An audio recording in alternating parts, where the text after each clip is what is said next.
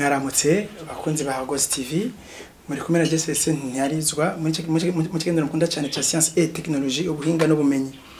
Uno munsi rero tuza kuganira kuki ini wacu turakunze kumva muri ibi bihe nyine turimwo udukoko bamwe bita ngo ni ndombolo abandi bagata ngo ni signolina bivana na n'uturere aho hantu byabereyemo.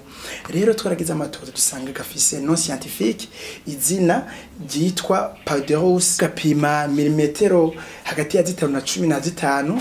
Ikindi naco ini wacu dukunda kugaragara mu gihe c'imvura. Kubera iki?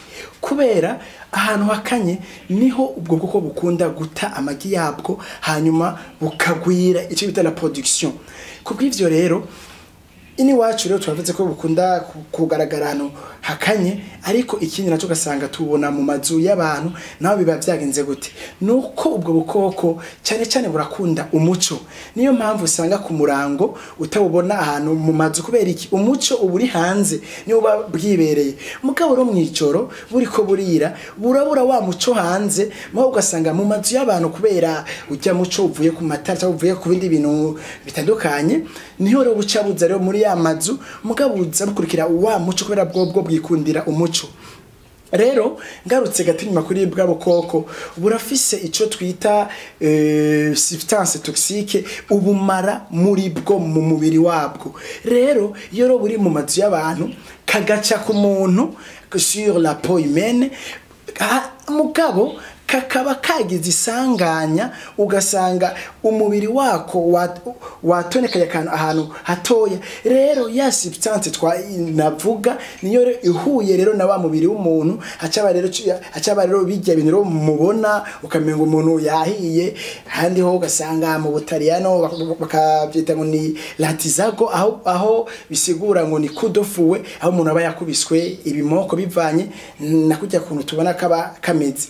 Rero hariho uburyo bwinshi bwo kubyikingira kubera twavuze n'ubwoko bw'ama insecte, hakaba hariho ivyo bita ama insecticide imiti yica ubwo bukoko. Rero mumaze kubupoma mu mazu yanyu iyo miti irashobora kwica ubwo bukoko. Mugabo kandi twagomvye cyane cyane no mu tuvuge ukuntu umuntu ashobora gufatwa nako gakoko n'igituma afatwa nako kubera koko kaba kaje karondera bijya bintu kaba kishakira mu buzima bwako.